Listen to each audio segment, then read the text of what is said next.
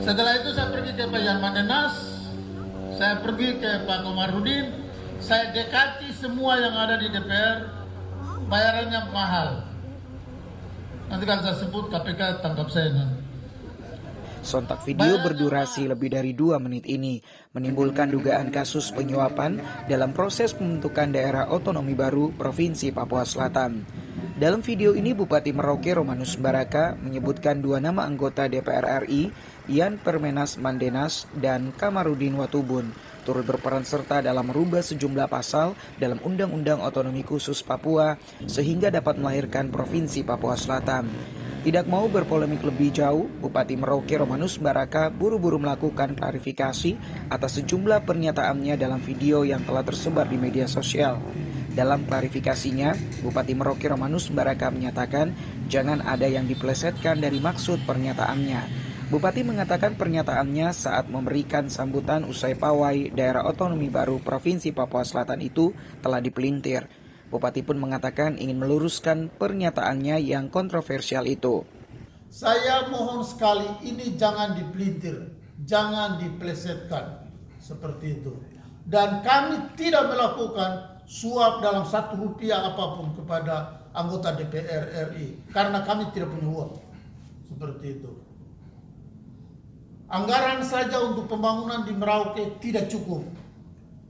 Sehingga kami harus bermandikan keringat, bermandikan air mata darah untuk bagaimana membangun tanah selatan Papua, khususnya Kabupaten Merauke.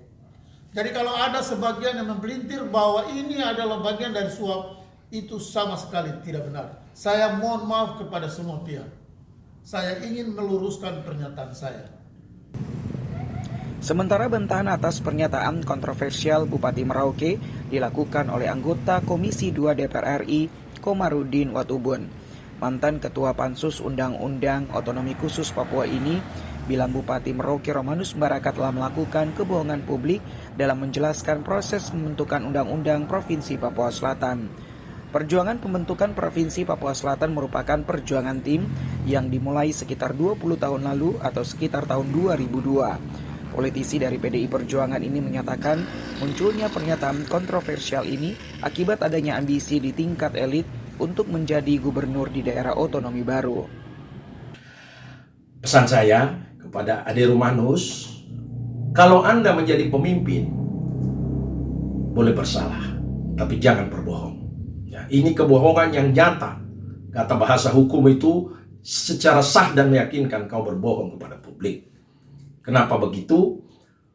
Kalau kau mau jadi gubernur, tidak perlu mengorbankan orang lain. Ya. Pakai cara-cara yang terhormat. Kalau kau kerja dengan benar, saya yakin rakyat Papua Selatan pasti pilih kau. Tapi kau sudah belajar dengan cara-cara yang tidak benar. Itu sama dengan merusak masa depanmu sendiri. Anggota Komisi 2 DPR RI, mantan Ketua Pansus Revisi Undang-Undang Otsus Papua, kontroversi ini mulai merambat ke ranah hukum. Forum Masyarakat Anti Korupsi dan Mahasiswa Papua yang melaporkan dugaan tindak pidana suap ke Komisi Pemberantasan Korupsi pada hari Selasa minggu lalu. Mengutip dari laman CNN Indonesia, pelaporan ini didasarkan video pernyataan Bupati Merauke ini yang memperlihatkan dugaan praktek kotor dalam proses legislasi negara. Mengutip dari laman yang sama, Komisi Pemberantasan Korupsi telah melakukan verifikasi untuk memastikan ada atau tidaknya tindak pidana korupsi. Selain itu, menurut PLT juru bicara KPK Ali Fikri, Komisi Pemberantasan Korupsi bakal menelaah apakah kasus ini masuk atau tidak dalam ranah kewenangan KPK. Sejatinya pembentukan Provinsi Papua Selatan untuk menjamin ruang yang lebih luas dan kesejahteraan warga asli Papua. Jangan sampai daerah otonomi baru yang menjadi jalan bakti untuk negeri justru dirusak oleh ambisi kepentingan sesaat golongan dan kepentingan politik praktis elit dalam meraih jabatan politik. Dalam hal ini, harapan orang asli Papua sejahtera di atas tanah sendiri justru tidak pernah dicapai. Mardianto, Kompas TV Merauke, Papua.